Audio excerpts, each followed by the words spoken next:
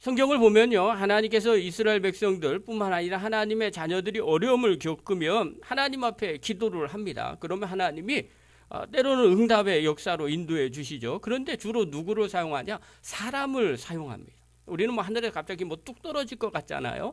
근데 그렇게 되지 않고요, 사람을 통해서 하나님은 일을 하십니다. 그래서 사람이 중요해요. 오늘 주인공은요, 바로 베냐민 사람 에훗입니다. 지금 에글론에게 빼앗긴 땅이 여리고 성이라고 합니다. 그런데 이 여리고 성은요, 베냐민 지파 땅입니다.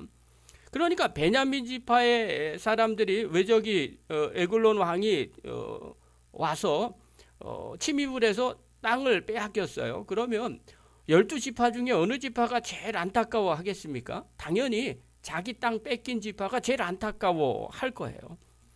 그러니까 베냐민 지파 사람들이 제일 안타까워 하는 거죠. 그러면 기도도 누가 제일 열심히 할까요? 당연히 베냐민 지파 사람들이 더 열심히 기도하게 돼 있어요. 어떤 분이 저한테 그런 이야기를, 목사님은 힘드시겠어요. 왜요? 교인들 위해서 그렇게 늘 기도하시잖아요. 제가 고백해요. 늘 기도 안 합니다. 어쩌다 해요. 생각날 때만 합니다. 그런데요, 매일 아주 늘 기도하는 사람들이 있어요. 누가 그렇게 기도할까요? 라고 물어보면 문제 있는 성도들이 제일 먼저 기도합니다. 자기 문제 제일 먼저 기도하죠. 자녀들을 위해서 누가 기도를 제일 많이 할까요? 부모님이 제일 많이 기도하겠죠. 본인들도 기도를 많이 하겠죠. 내 문제니까 그런 거예요. 이거는 목사님 정이 없습니다. 기도를 그렇게 안 해주면 되겠습니다. 그게 아니라 원래 그래요. 그렇죠?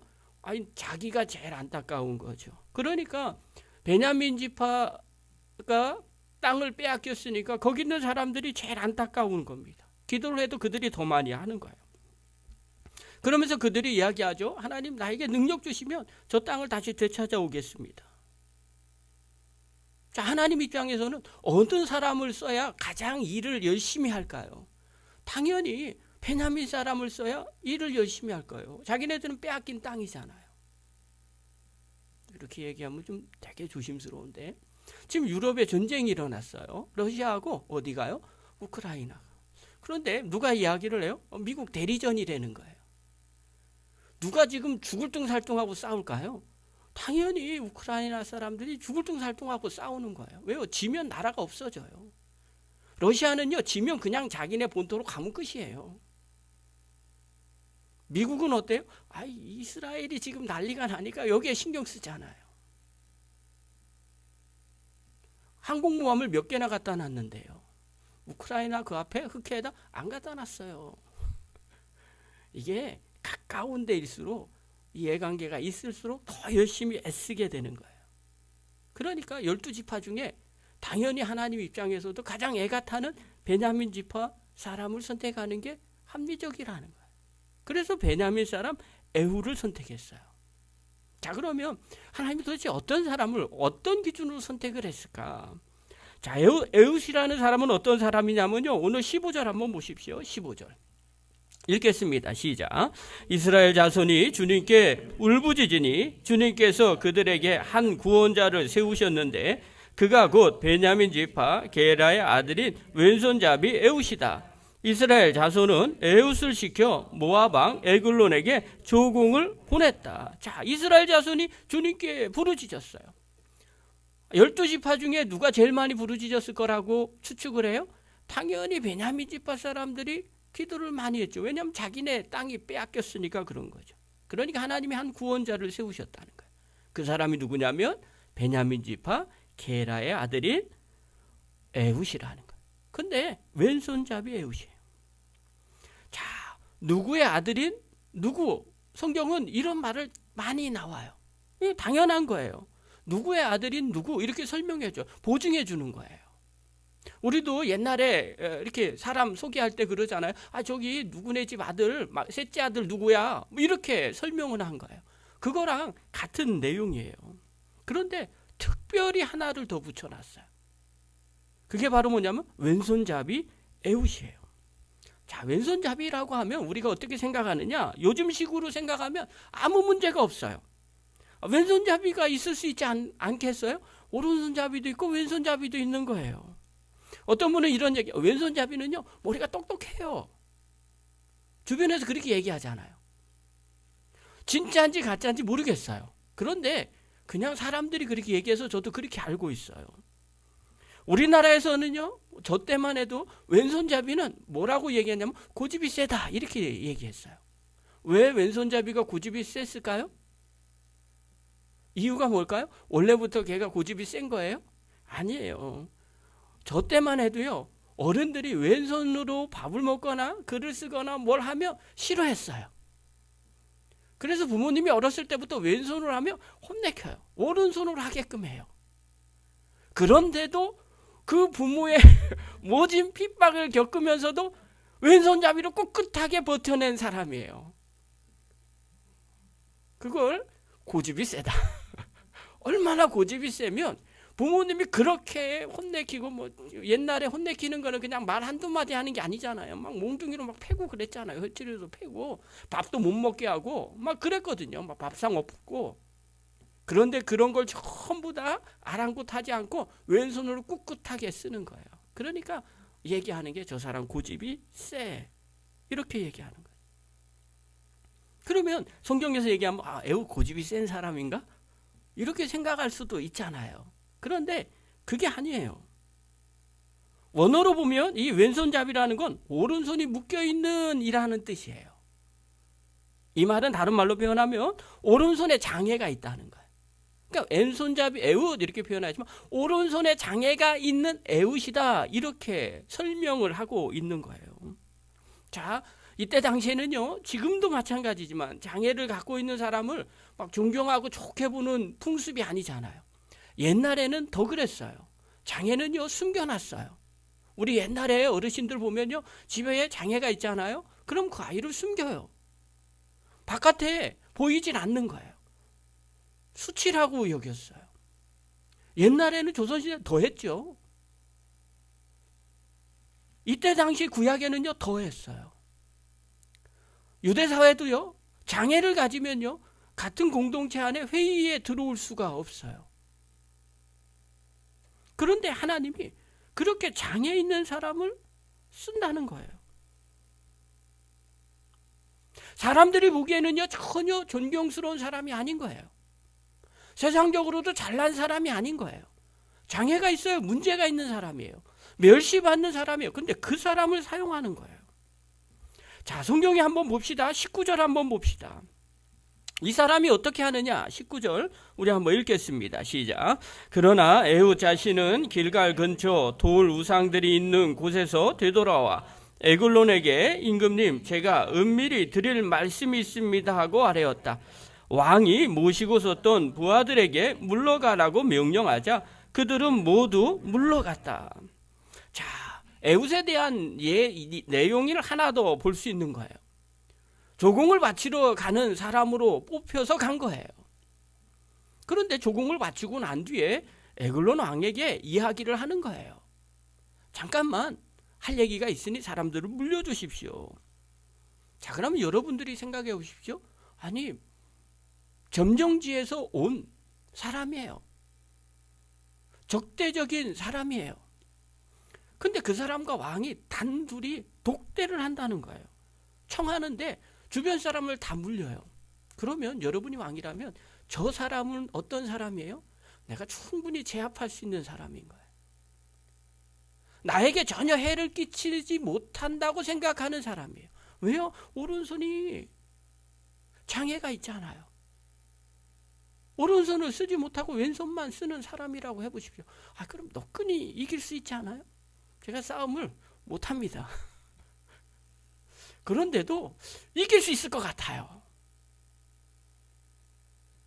만약에요, 골리앗 같은 엄청난 장수예요. 한눈에 딱 보는 순간 저 사람 진짜 싸움 잘하게 생겼어. 그러면 주변 사람 물리겠습니까? 전 안 물려요. 왜 물리라고 그래? 더 들어와 있어. 이렇게 생각하죠. 아무리 봐도 장수처럼 보이는 게 아니에요.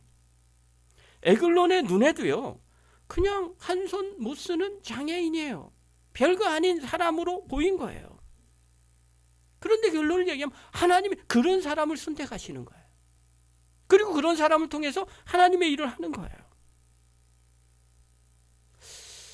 만약에 여러분이 에웃이라고 생각해 보십시오.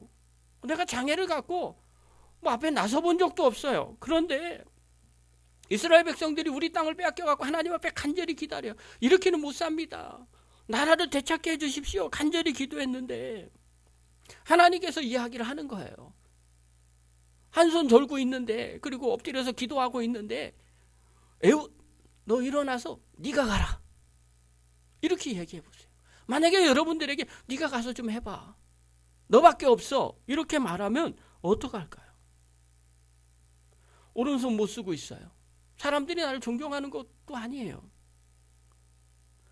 얼마나 난감하겠어요. 그냥 생각하기에 나는 못해요. 제가 어떻게 그렇게 할 수 있어요?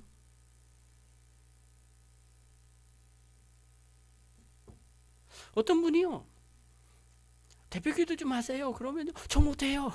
손사래를 쳐요. 일주일 내내 소화가 안 된대요. 대표 기도가 저의 입장에서 까짓 거 그게 뭐라고 이렇게 생각을 하죠. 목사님이니까 그렇죠. 저희 집사람이 저 목회할 때 그런 이야기 했어요.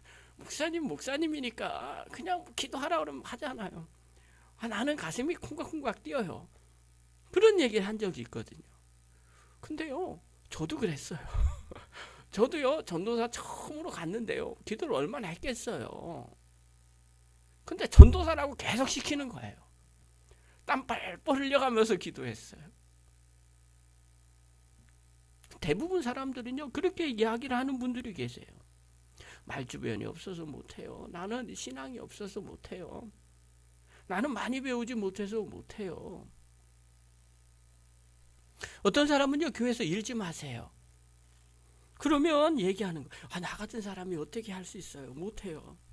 어떤 분은 또 그렇게 얘기해요. 성격상 못해요. 난 남 앞에 나서는 걸 못해요. 이렇게 이야기하시는 분들도 계세요. 그런데 오늘 에웃을 보세요. 그건 왼손잡이에요. 주변 사람들한테도요, 인정 못 받고요, 공동체에서 회의하는데도 들어오지 못하는 사람이에요. 근데 이런 사람을 하나님이 사사로 세우셔요. 이건요, 대표 기도하는 정도가 아니에요. 교회 임원 정도가 아니에요. 한 나라의 지도자로 세우신 거예요. 왜 이렇게 세울까요? 여러분, 능력은 사람에게 있는 게 아니에요. 하나님께로부터 오는 거예요. 그러니까 하나님 앞에서는요, 사람이 조금 잘났다 못했다 50보 100보예요. 그게 그거예요. 하나님은요, 어느 누구나 사용하실 수 있어요. 능력은 하나님께로부터 오기 때문에 그런 거예요. 저는요, 여러분들이 하나님 앞에 기도해서 하나님이 사용하시는 믿음의 종이 되기를 간절히 바랍니다.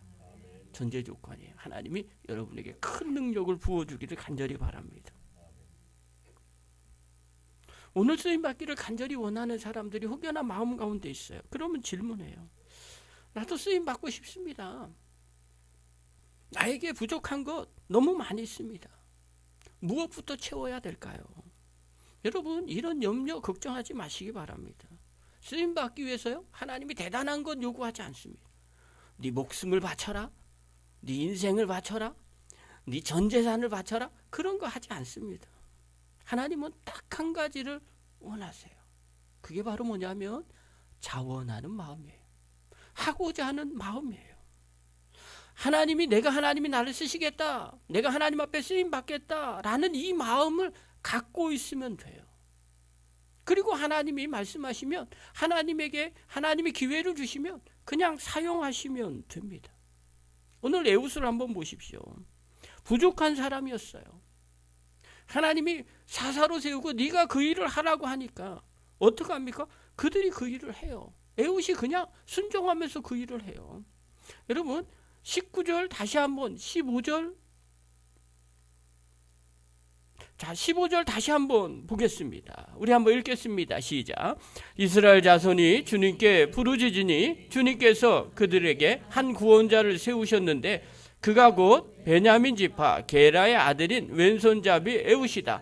이스라엘 자손은 에웃을 시켜 모압 왕 에글론에게 조공을 보냈다. 자, 조공을 보내는데 누구를 보내요? 에웃을 보냈어요. 누가 시켰어요? 이스라엘 자손들이 시켰어요. 자, 생각을 한번 해보십시오. 왜 이스라엘 자손들이 에웃을 시켰을까요? 일할 사람이 에웃밖에 없으니까요. 아이, 오른손 마비된 사람을 왜 대표로 세워갖고 보냅니까? 이들이 간절히 하나님을 부르짖으니까 하나님께서 한 구원자를 세운 거예요. 그가 에웃이에요. 그러니까 이스라엘 자손들이 하나님 말씀에 순종하는 거예요. 에웃, 하나님이 당신을 세웠으니까 비록 오른손이 장애가 있다 할지라도 당신이 가십시오. 에웃은 어떻게 합니까? 아멘 하고 순종하고 간 거예요. 여러분, 하나님께 쓰임 받으려면 다른 거 없어요. 순종하셔야 됩니다. 하나님께 쓰임 받는 사람은요, 순종하는 사람이에요. 순종하는 자를 하나님은 사용하세요. 에웃은요, 자신의 약점이 있었어요. 이 약점 왜 모르겠어요? 나가서 싸워봤자 얼마나 싸우겠어요. 그럼에도 불구하고 순종하기로 마음을 먹습니다. 그리고 행동으로 옮겨요. 조공을 보내러 같이 갑니다. 우리가 주님 앞에 쓰임 받으려면요, 주의 말씀에 순종해야 돼요. 11세기에 독일의 황제 가운데 헨리 3세가 있습니다. 이분은요, 좀 독특한 분인데 왕 노릇하기가 싫은 거예요. 왕이면 너무나 좋잖아요. 근데 왕이 싫은 사람도 있어요. 왕 업무가 너무 스트레스를 받으니까 그가 결단을 합니다. 나 산속의 수도원에 들어가서 한평생 살겠다. 그리고요, 그 당시에 유명한 수도원장인 리차드라는 수도사를 찾아갑니다. 그리고 내가 수도원에 입사하고 황제 일을 그만두겠다고 이야기를 합니다. 그러자 수도사가 그 황제를 쳐다보더니 이렇게 얘기해요. 황제 폐하여, 수도원에 들어오시면 다른 수도사와 마찬가지로 모든 수도원의 계명을 철저하게 복종해야 한다는 것 아십니까? 이 말은요, 왕일 하는 거 힘들어서 수도원에 온다고 말하지 마십시오. 여기 오면 모든 수도사들은 여기 계명에 복종해야 됩니다. 그러자 왕이 얘기하는 거예요. 알고 있습니다. 내가 복종하겠습니다. 그러자 수도사가 얘기합니다. 혹시 우리 수도원에서 가장 중요하게 지켜야 할 계율이 무엇인지 아십니까? 그러니까 황제가 모르죠. 모릅니다. 뭡니까? 그러자 수도사가 얘기합니다. 원장이 순종입니다. 철저하게 순종하셔야 수도사가 될 수 있습니다. 노력하시겠습니까? 그러니까 왕이 얘기하는, 예, 제가 수도원장님의 명령에 철저하게 순종하겠습니다. 그러니까 이 수도원장이 리처드가 이야기를 해요. 그럼 제가 첫 번째 명령을 내립니다. 황제요, 지금 당장 궁궐로 가셔서 나라 백성을 성실하게 돌보시기 바랍니다. 결국 헨리 3세가요, 수도원에 들어가지 못하고 다시 왕궁으로 들어갔답니다. 그리고 나라를 다스렸어요. 그리고 그의 묘비명에 이렇게 적혀 있어요. 나라와 백성을 성실하게 섬긴 황제가 여기 잠들다. 헨리 3세가 그런 왕입니다. 순종이 위대한 황제를 만든 거예요. 여러분, 순종에는요, 항상 행동이 따릅니다. 하나님께 쓰임받는 사람들은요, 항상 순종하면서 따라갑니다. 여러분, 믿음이 있다는 게 뭐냐면요, 그냥 교회 와서 예배 드리는 게 믿음이 아니에요. 믿음은요, 따라가는 거예요. 예수님 따라가는 거예요. 예수님 발자취를 따라가는 거예요. 내 생각 버리고 주님 생각을 따라가는 거예요. 내 행동 버리고 주님의 행동으로 따라가는 거예요. 그게 믿음의 사람이에요. 이렇게 주님 따라가기로 작정하니까 하나님께서 에웃을 어떻게 만드느냐. 이스라엘 자손들이 에웃을 시켰다고 이야기를 해요. 인정받는 사람으로 하나님이 만들어 주시는 거예요. 사랑하는 성도 여러분, 우리 힘으로는 할 수 없어요. 장애를 가졌는데, 사람들이 멸시하는데, 다른 사람들이 보기에도 부족한데 어떻게 내 마음대로 내 능력대로 할 수 있겠습니까? 그런데 하나님이 사사로 세우시니까 백성들이 어떻게 해요? 에훗에게 맡깁니다. 그리고 에훗이 나라를 구하게 됩니다. 이 일이 어떻게 가능해요? 순종하니까 가능한 거예요. 여러분, 하나님이 하시면 안 될 일이 없어요. 순종하니까 백성들의 눈을 열리게 해서 에훗을 사사로 인정하게 만들어요.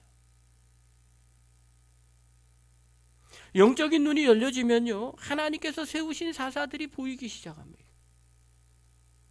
세상적인 눈으로 보니까 별 볼 일 없는 것처럼 보이는 거예요. 그런데 주님의 눈으로 보니까 하나님이 세우신 사람들이 보이는 거예요. 하나님과 함께 일하는 사람들이 보이는 거예요. 만약에 하나님이 하시는 일들을 보지 못하면 어떻게 될까요? 하나님이 에훗을 세우셨는데 백성들이 계속 얘기하는 거, 넌 장애 있잖아. 너는 능력이 안 되잖아. 그리고 그를 사용하지 않는다면, 그를 따라가지 않는다면 어떻게 될까요? 나라를 구원할 수가 없게 되는 거예요. 사랑하는 성도 여러분, 우리가 세상 눈으로 그렇게 볼 수가 있어요. 주님이 세우시고 주님이 일하시는데 우리가 세상 눈으로 그거 아니야, 그거 필요 없어, 그러고 잘못된 길로 가는 사람들이 의외로 많이 있다는 거예요. 하나님이 도와주고 싶어도 도와줄 수가 없는 거예요. 사랑하는 성도 여러분, 믿음의 눈이 반드시 열려지시기를 바랍니다. 믿음은 하나님의 계획을 보게 됩니다. 하나님이 어떻게 일하시는지를 보게 됩니다. 믿음의 사람은요, 다른 사람이 아니에요. 하나님이 하시는 일에 관심을 가져요. 여러분, 세상에서 그렇잖아요. 돈 버는 사람은 돈에 관심이 있어요. 기가 막히게 냄새를 맡는데요. 노는 사람은요, 노는 거에 그렇게 관심이 많아요.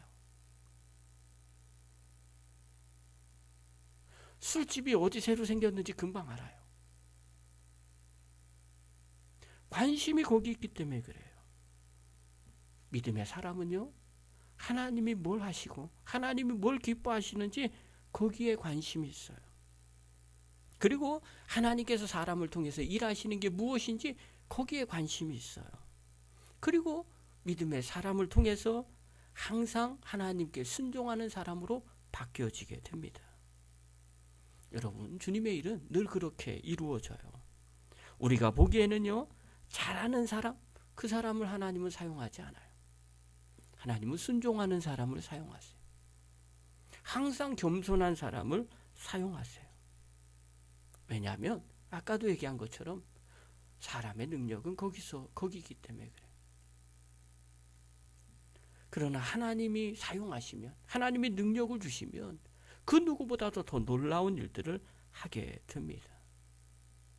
영적인 눈이 반드시 열려지시기를 바랍니다. 주일날 말씀 전환과 똑같습니다. 성경 한 구절 볼게요. 사무엘상 16장 7절이에요. 자, 우리 한번 읽겠습니다. 시작. 그러나 주님께서 사무엘에게 이르셨다. 너는 그의 준수한 겉모습과 큰 키만 보아서는 안 된다. 그는 내가 세운 사람이 아니다. 나는 사람이 판단하는 것처럼 그렇게 판단하지는 않는다. 사람은 겉모습만 따라 판단하지만 나 주는 중심을 본다.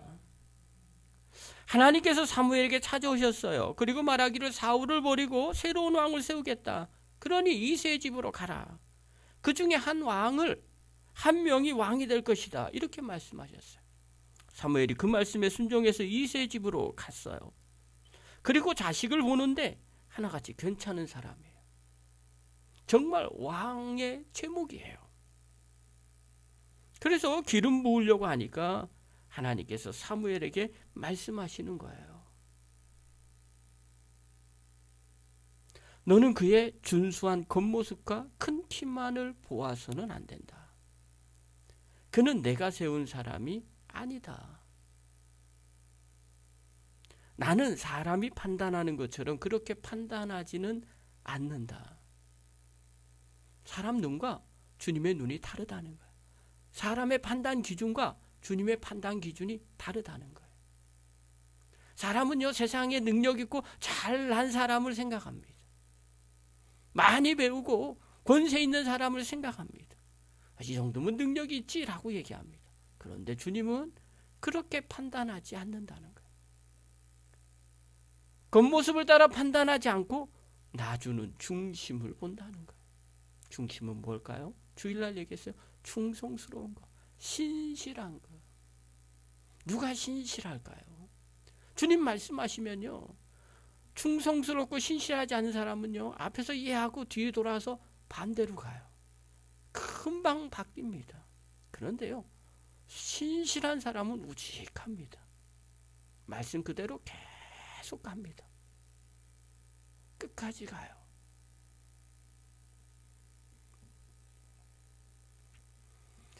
사랑하는 성도 여러분, 하나님은요, 항상 우리 중심을 보십니다. 우리가 어떤 생각하는지, 또 우리가 어떤 믿음이 있는지, 어떤 기준으로 보기를 원하는지, 믿음의 눈으로 보기를 원하고 주님이 기뻐하는 일에 함께 순종하는 그 사람을 찾습니다. 그리고 그 사람을 사용하십니다. 저는 여러분들이 주님 앞에 쓰임받는 성도가 되기를 바랍니다. 우리의 마음 중심에 주님 앞에 향하게 하시고요. 주님 말씀하실 때 아멘 하고 순종하십시오. 주님, 나도 사용받기를 원합니다. 그럴 때 주님께서 사용하십니다. 이제는 세상의 시각을 벗어버리고 기준을 벗어버리고요. 주님이 원하시는 기준으로 바라보십시오. 주님이 뭘 기뻐하시고 주님이 어떤 일을 하기를 원하시는가.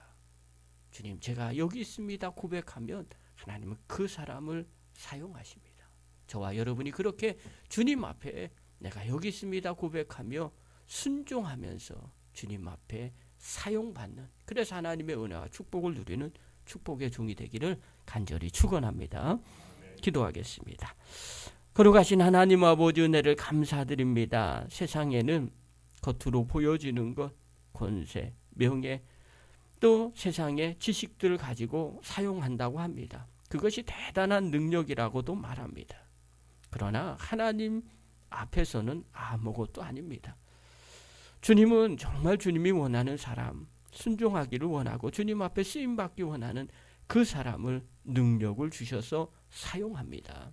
아버지 하나님, 저희들이 그렇게 주님 앞에 쓰임받기 원하고 순종하기 원해서 주님 앞에 쓰임받는 하나님의 거룩한 종들 되게 하여 주시옵소서. 그래서 주님이 기뻐하는 일을 행하게 하여 주시고 하나님의 영광을 드러내는 저희들로 만들어 주시옵소서.